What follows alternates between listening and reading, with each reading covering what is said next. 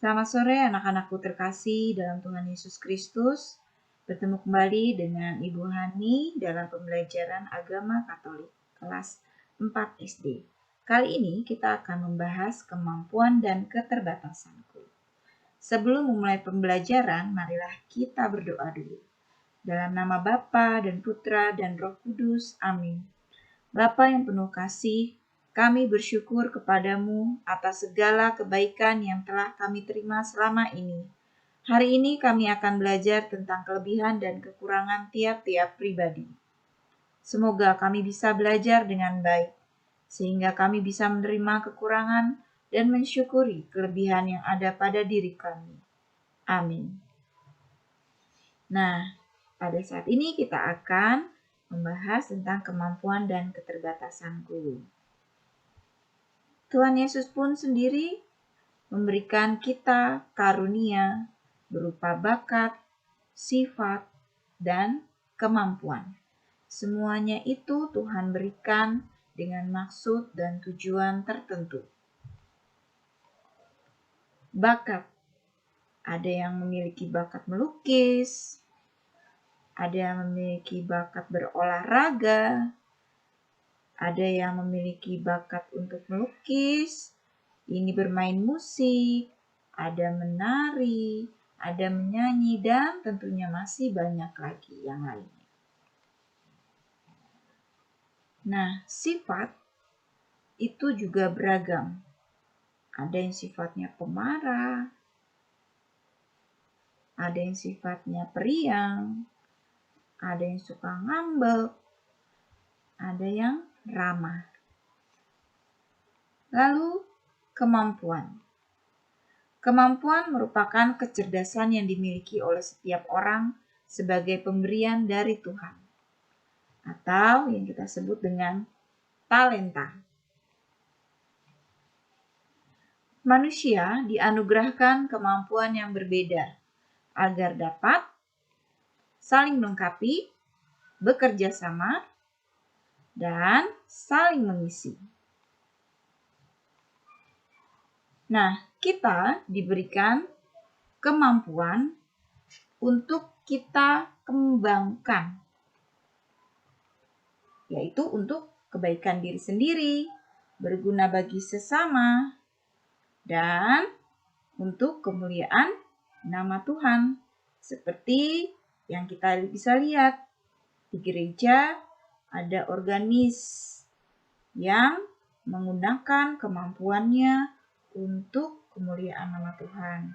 Ada pemazmur, ada misdinar, ada lektor, dan lain sebagainya. Nah, kemampuan manusia itu dibedakan menjadi dua, yaitu yang pertama adalah kemampuan jasmani. Kemampuan jasmani merupakan perkembangan kemampuan yang bersifat jasmani, meliputi kemampuan olahraga, menyanyi, menari, melukis, dan sebagainya. Yang kedua adalah kemampuan rohani, merupakan perkembangan kemampuan yang bersifat rohani, meliputi berdoa kepada Tuhan, kemampuan untuk beriman, dan kemampuan mencintai Tuhan dan sesama. Nah, menurut surat Rasul Paulus kepada jemaat di Roma, bab 12 ayat 1 sampai 10. Mari kita baca bersama-sama. Karena itu, saudara-saudara, demi kemurahan Allah, aku menasihatkan kamu, supaya kamu mempersembahkan tubuhmu sebagai persembahan yang hidup, yang kudus dan yang berkenan kepada Allah. Itu adalah ibadahmu yang sejati. Janganlah kamu menjadi serupa dengan dunia ini, tetapi berubahlah oleh pembaruan budimu, sehingga kamu dapat membedakan manakah kehendak Allah, apa yang baik, apa yang berkenan pada Allah, dan yang sempurna. Berdasarkan kasih karunia yang dianugerahkan kepadaku, aku berkata kepada setiap orang di antara kamu, janganlah kamu memikirkan hal-hal yang lebih tinggi daripada yang patut kamu pikirkan. Tetapi hendaklah kamu berpikir begitu rupa, sehingga kamu menguasai diri menurut ukuran iman yang dikaruniakan Allah kepada kamu masing-masing. Sebab sama seperti pada satu tubuh kita mempunyai anggota, tetapi tidak semua anggota itu mempunyai tugas yang sama. Demikian juga kita, walaupun banyak, adalah satu tubuh di dalam Kristus, tetapi kita masing-masing adalah anggota yang seorang terhadap yang lain. Demikianlah kita mempunyai karunia yang berlain-lainan menurut kasih karunia yang dianugerahkan kepada kita. Jika karunia itu adalah untuk bernubuat, baiklah kita melakukannya sesuai dengan iman kita. Jika karunia untuk melayani, baiklah kita melayani. Jika karunia untuk mengajar, baiklah kita mengajar. Jika karunia untuk menasihati, baiklah kita menasihati. Siapa yang membagi-bagikan sesuatu, hendaklah ia melakukannya dengan hati yang ikhlas.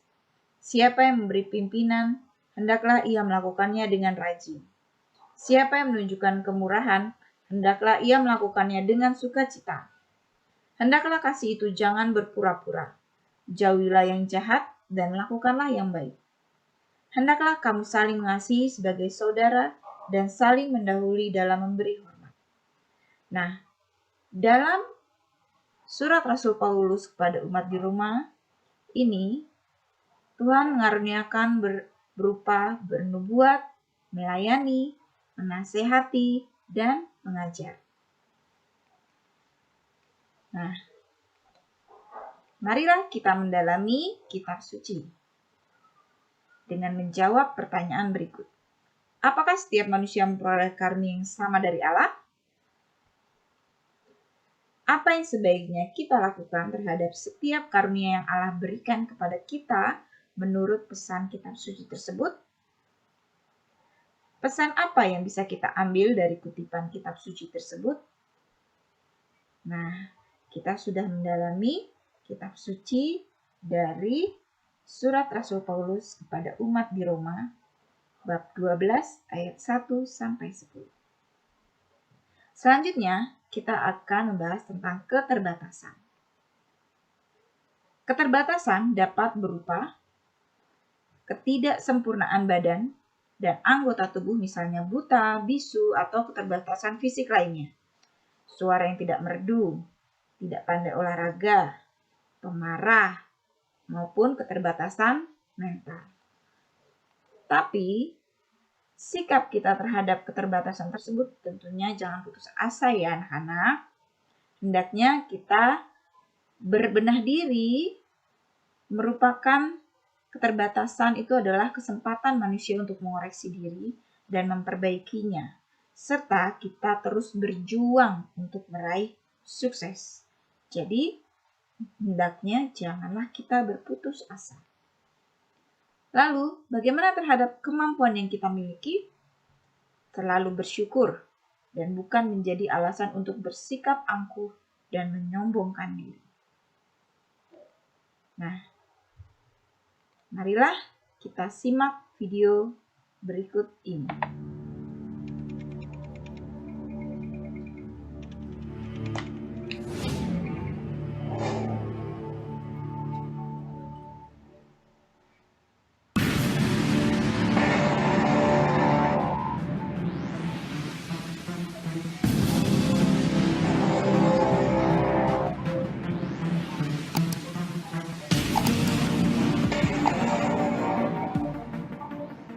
Sebagai manusia normal, kebanyakan dari kita mungkin berpikir bahwa hidup dengan anggota tubuh yang kurang akan menyebabkan banyak masalah. Namun manusia hebat berikut bisa menjalani hidup dengan normal dengan hanya sebagian anggota tubuh yang sempurna. Berikut rangkumannya.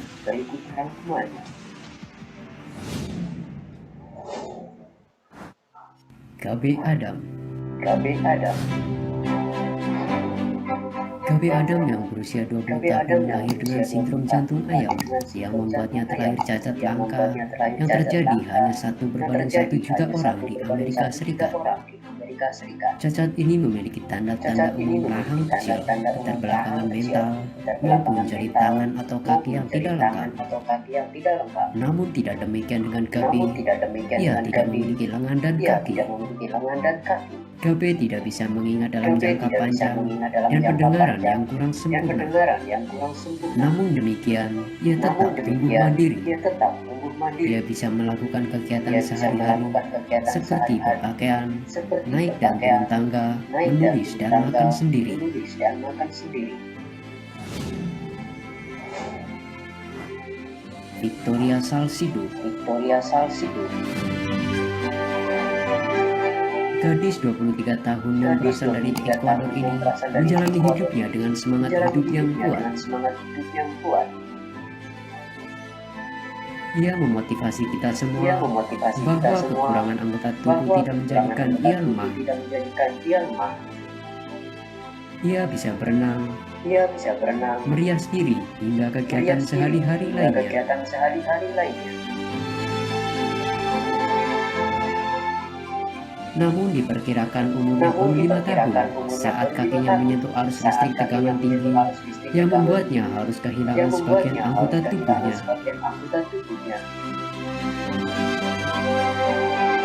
Victoria bukanlah anak pemalu. Ia segera bangkit dan belajar menyesuaikan diri dengan kondisi tubuhnya yang baru. Ia belajar menggunakan tongkat, belajar menulis, berpakaian, dan sebagainya.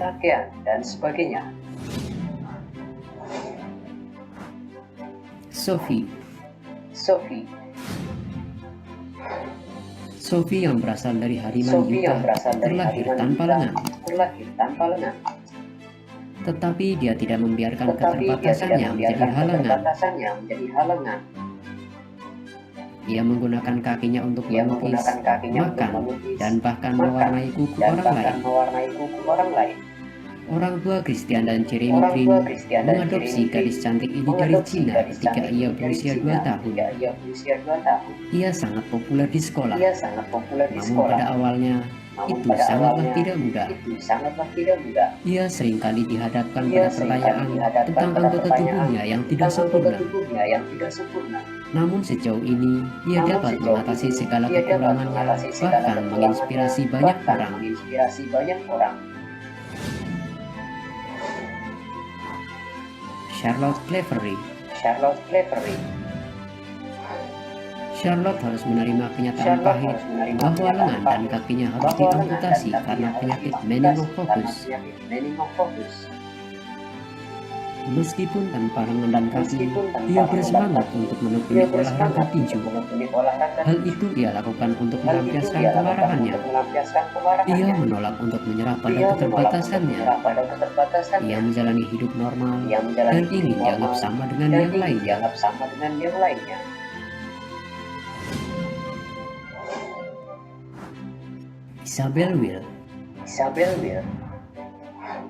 Isabel Will merupakan gadis 19 tahun yang berasal dari Derby, United Kingdom. Ia 4 kali diamputasi. Namun hal ini tidak menghentikan semangat hidupnya. Bahkan ia adalah juara trampolin saat usia 7 tahun. Semua berawal saat ia mengidap penyakit meningitis yang menginfeksi pelindung selaput otak dan sumsum tulang belakangnya yang menyebabkan organ jantungnya berhenti dan koma selama 1 minggu. Untuk menyelamatkan hidupnya, dokter harus melakukan amputasi tangan dan kakinya. Awalnya ia diperkirakan hanya bisa bertahan hidup kurang dari 1%. Namun ia bisa melewatinya. Ia menginspirasi banyak orang dengan minat dan kemampuannya dalam berolahraga.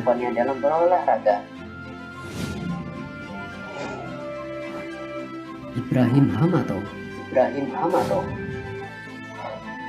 Kita mungkin tidak percaya bahwa ada seorang juara tenis meja yang melakukannya hanya dengan mudah. Namun Ibrahim Hamato membuktikannya bahwa keterbatasan tidak bisa menghalanginya untuk berprestasi. Awalnya Ibrahim terlahir dengan kondisi tubuh yang sempurna, namun kecelakaan kereta api yang mengerikan pada umur 10 tahun merubah hidupnya. Ia harus kehilangan 2 tangannya. Namun kejadian ini tidak mematahkan hidupnya. Ia terus mengembangkan bakatnya dalam bermain tenis meja. Dan ajaib, Ia adalah salah satu bintang internasional tenis meja yang menginspirasi banyak orang.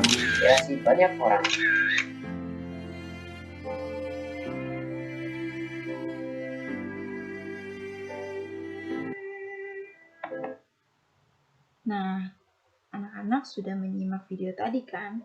Mereka memiliki keterbatasan fisik tapi masih bersemangat. Apalagi kita yang diberikan Tuhan dengan keadaan fisik yang sempurna. Jadi, pandai-pandai kita bersyukur dalam menghadapi karunia Tuhan. Ya, jadi jangan berkecil hati terhadap segala kekurangan. Nah, kalian sudah mengetahui kan kemampuan dan keterbatasan dan cara menyikapinya. Nah, kita akhiri dengan berdoa. Dalam nama Bapa dan Putra dan Roh Kudus, amin. Bapa yang penuh kasih, kami bersyukur kepadamu atas segala kebaikan yang telah kami terima selama ini. Hari ini kami akan belajar tentang kelebihan dan kekurangan tiap-tiap pribadi. Semoga kami bisa menjadi orang yang selalu bersyukur apapun keadaan yang kami miliki. Dan kami juga berdoa bagi orang-orang yang masih putus asa dalam kekurangannya, agar mereka bisa bangkit dan tidak merasa rendah diri. Amin. Nah, untuk tugasnya, kalian tulis ya di buku tugas tentang kemampuan atau keterbatasanku dan cara menghadapinya. Misalkan, aku memiliki suara yang bagus.